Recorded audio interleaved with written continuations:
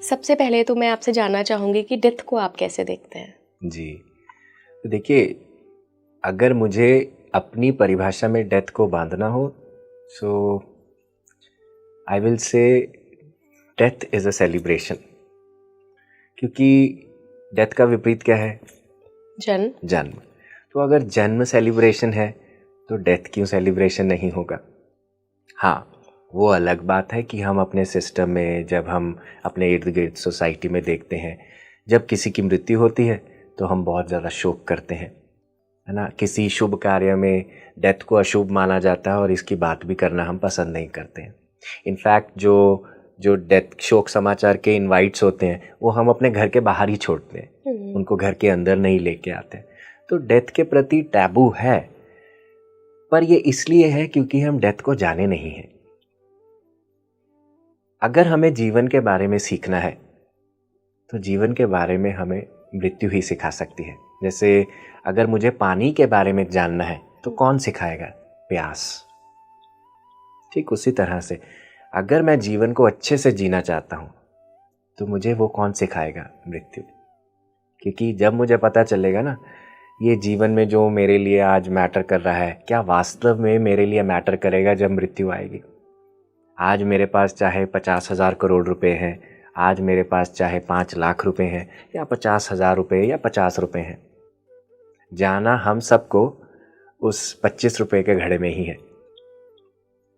तो जब हम इन चीज़ों की अंडरस्टैंडिंग, ये कहाँ से सीख रहे हैं हम? जब हम मृत्यु को एक अलग पर्सपेक्टिव से सीखने का प्रयास करते हैं। हालांकि अगर मैं मृत्यु को एक परिभाषा में डालूं, मृत्यु केवल एक क्रिया है जिसके माध्यम से आप अपने स्थूल शरीर को छोड़ते हैं। जैसे आपने आज सुबह कपड़े पहने, रात को वो गंदे होंगे, आप चेंज करेंगे। ठीक उसी प्रकार से सुबह के समय, यानी कि एक समय में आत्मा शरीर रूपी कपड़ों को धारण करती है, और जैसे जैसे जीवन जीने लगती है वो कपड़े खराब होने लगते हैं। कोई बीमार होने लगता है, कोई टूटने फूटने लगता है, कभी कुछ होने लगता है। एक अवस्था में जाके वो आत्मा को वो शरीर पकड़ नहीं सकता, क्योंकि आत्मा की शक्ति बहुत ज़्यादा है। तो जब पकड़ नहीं सकता तो आत्मा क्या करती है? उसको शेड करती है।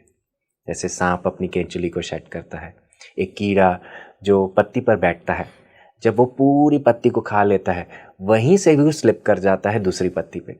ठीक इसी प्रकार से आत्मा भी एक शरीर पर बैठती है, जैसे ही वो आत्मा उस शरीर को एग्जॉस्ट कर देती है तो वो नए शरीर पर पहुंच जाती है। So it's a process of, it's just a stepping stone to your journey. मतलब कि ये एंड ऑफ जर्नी नहीं है, ये एक जर्नी का एक हिस्सा है। जैसे आज हम दिल्ली, बैंगलोर कहीं ट्रैवल करें, बीच में आप हैदराबाद रुके, तो एक वो हिस्सा है, आपकी जर्नी नहीं ख़त्म होगी, पर जो शरीर लिया है वो बदल जाएगा। तो स्थूल शरीर को हम छोड़ने की प्रक्रिया को हम डेथ कहते हैं। तो इस जर्नी में तो बहुत सारे स्टेप्स आ गए, फिर बहुत सारे स्टॉप्स आ गए। बिल्कुल। कि आज इस जन्म को लिया है, कल इस रूप में जन्म लिया, परसों इस रूप में जन्म लिया। बिल्कुल। क्या होता है ना सर, कि हमारे इमोशंस जुड़े होते हैं शरीर के साथ, और सिर्फ हमारे नहीं जुड़े होते हैं, हमारे आसपास जो समाज है, हमारे घर वाले हैं। शायद डेथ को इसीलिए अशुभ माना जाता है क्योंकि वो इमोशंस भी कहीं ना कहीं चले जाते हैं। जी जी, बिल्कुल बिल्कुल सही कह रहे हैं। इसीलिए तो डेथ हमें सिखाती है वास्तव में क्या मरता है। तभी तो हम सीखेंगे ना, जब हम एक्सपीरियंस करेंगे क्या वास्तव में आपकी मृत्यु होगी या नहीं होगी। क्योंकि आत्मा तो चलती जा रही है, कॉन्स्टेंटली चलती जा रही है। अगर आप अपने आप को शरीर समझोगे तो दुख तो होगा। हाँ, मैं ये नहीं कह रहा हूं कि आपको किसी के जाने पर शोक नहीं होना चाहिए, पर आपके शोक की तीव्रता बदल सकती है। एक समय पर आपको अपने अंदर शांति बनानी होगी कि वो व्यक्ति मुझसे दूर जा चुका है, या ये भी एक्सेप्ट करना होगा, मुझे ये शरीर देना होगा वापस क्योंकि मैंने लिया है। तो ये तब आता है जब हम अपने आध्यात्मिक रूप को, अपनी वास्तविक सच्चाई को जानना शुरू करते हैं कि who am I in true sense. Am I my emotions? क्योंकि इमोशंस तो आज है, कल नहीं है। तो जो बदल रहा है कॉन्स्टेंटली, वो मैं कैसे हो सकता हूँ? डेथ के पहले तैयारी भी तो होती होगी ना? शरीर से निकलने की तैयारी, कि सोल कब एग्जिट करेगी, कब ये शरीर छोड़ेगी, तो कितने दिन पहले से वो तैयारी शुरू हो जाती है? मैं यहाँ पे अकाल मृत्यु का केस नहीं ले रही हूँ, मैं एक नेचुरल डेथ का केस ले रही हूँ। जी, देखिए, चाहे अकाल मृत्यु हो चाहे काल मृत्यु हो, दोनों में प्रिपरेशन होता है। अच्छा। जैसे एक बच्चा माँ के गर्भ में आता है, माँ के गर्भ में बच्चा आने से पहले ही 9 महीने पहले उसे पता चल जाता है कि एक नया जीवन आने वाला है। ठीक उसी प्रकार से आपके सूक्ष्म तत्व में भी आपको पता चल जाता है कि मेरी मृत्यु होने वाली है, पर वो हम अचेत होते हैं क्योंकि हम उन सिग्नल्स को ध्यान नहीं देते। हमें लगता है कि क्योंकि हम कभी अपने आप को इस शरीर से आगे जाने नहीं हैं, तो हमें वो चीज़ें समझ ही नहीं आती, वो हमसे आती हैं और चली जाती हैं। पर जो वास्तविक में व्यक्ति सचेत होता है, जो ध्यान करता है, जो रोज़ अपने आप से जुड़ता है, वो इस चीज़ को पकड़ लेता है। बुद्ध भगवान उस चीज़ को पकड़ पाए। उन्होंने आनंद को बताया कि अब इस समय में मेरी मृत्यु होने वाली है। आपने देखा होगा ना, हम अपनी फैमिलीज में भी देखते हैं, जैसे किसी की मृत्यु आने वाली होती है, भले ही वो अनकॉन्शियसली करें ये चीज़ें, अगर उन्होंने किसी के साथ उनका 36 का आंकड़ा रहा होता है, तो एक समय में जाके उनके साथ संधि कर लेते हैं, है ना। उनको लगता है क्या फिजूल की बात, चलो मैंने तुमसे बात करी, तुमने मेरे से बात करी, और कुछ ही समय के बाद उनकी मृत्यु हो जाती है। तो उनको बाहर के स्तर पर नहीं पता, पर क्योंकि अंदर आत्मा जागृत है, वो जगी हुई है हमेशा, तो वो आपको आपके एक्शंस में भी प्रेरित करती है, भले ही उस आपको नहीं पता कि मुझे एक समय में जाके इस शरीर को छोड़ना है। क्या जो जागरूक लोग होते हैं उनको क्या संकेत मिलते हैं या सबको संकेत मिलते हैं? संकेत सबको मिलते हैं, पर जागृत व्यक्ति उस संकेत को पकड़ पाता है। क्या क्या संकेत होते हैं? जैसे अलग अलग संकेत होते हैं। इसका कोई हार्ड एंड फास्ट रूल नहीं है। मैं ये भी नहीं कहना चाहता अपने दर्शकों को कि अगर आपके साथ ये हो रहा है तो यानी कि आपकी मृत्यु होने वाली है, ऐसा नहीं हम कह सकते। पर छोटी छोटी चीज़ें अगर मैं आपको बताने की कोशिश करूं, जैसे फॉर एग्जांपल, जब कोई व्यक्ति बिल्कुल नियरिंग डेथ होता है और बहुत देर से बीमार चल रहा है, बेड पर वो लेटे हुए हैं, आप देखेंगे एक दिन जाके उनकी हेल्थ बिल्कुल ठीक हो जाती है, वो बिल्कुल ठीक हो जाएंगे। अब हमें लगेगा ये तो बिल्कुल ठीक हो गए, पर वास्तव में उसके अगले दिन ही वो, या 2 दिन के बाद ही वो अपना शरीर छोड़ देंगे।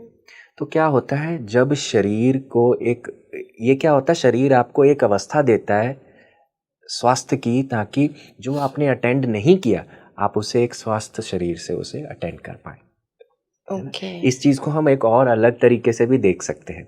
जैसे हमारा जो प्रारब्ध है, हमारा जो कर्म है, हमारे साथ चलता है ना। तो कर्म हमारे शरीर की फिजिकल स्टेट को भी डिफाइन करते हैं। जब कोई व्यक्ति बहुत देर से बेड पर होता है और उसकी मृत्यु हो नहीं रही होती, तो हम क्या कहते हैं, इसका कर्म है, इसे भुगतना है या इसको प्रोसेस करना है। पर शरीर छोड़ने से पहले ही वो ठीक हो जाते हैं और फिर शरीर छोड़ते हैं, तो इसका मतलब कहीं ना कहीं ये भी है कि वो जो कर्मा लेके आए उसको इस शरीर में प्रोसेस कर चुके हैं पूरा। अब वो कैरी फॉरवर्ड नहीं होगा। तो ये छोटे छोटे साइंस, जैसे हम, अगर मैं आपको एक और एग्जांपल दूं, बुढ़ापे में बहुत ज़्यादा लोग जो गिरते हैं उनका हम कहते हैं कूला टूट जाना। हाँ जी, उनका कूला टूट जाता है ना। जिस जगह पे सीट पे हम बैठते हैं वो चीज़ टूट जाती है, और अक्सर आप देखेंगे जब सीट टूट जाती है तो उनका बचना मुश्किल हो जाता है।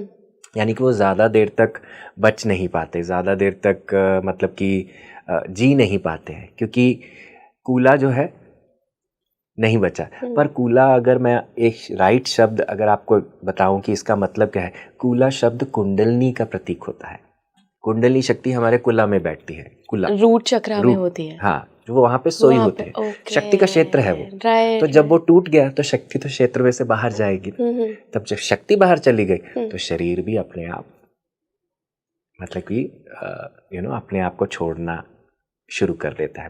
और ठीक इसी तरह से और भी साइंस हो सकते हैं। कई लोगों को अपने ड्रीम्स के माध्यम से अपना भी पता चलता है, दूसरों का भी पता चलता है। और बहुत सारे आपने भी ऐसी एग्जाम्पल्स को सुना होगा जहाँ पर लोग कहते हैं कि मुझे किसी की मृत्यु का जो पहले आभास हो गया। तो ऐसी चीज़ों को हम, और बहुत सारे साइंस है ना।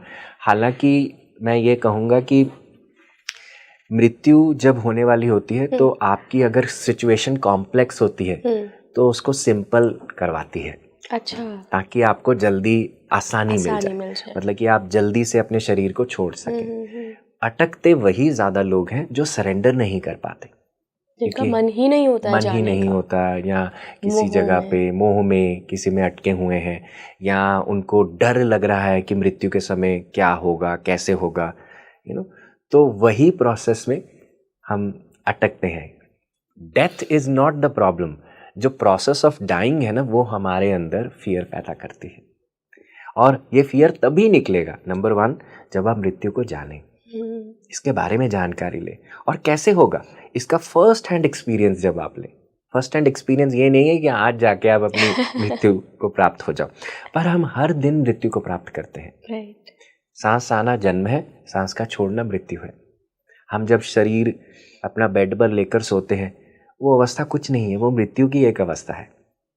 फर्क सिर्फ इतना है कि आप उसी शरीर में वापस उठे।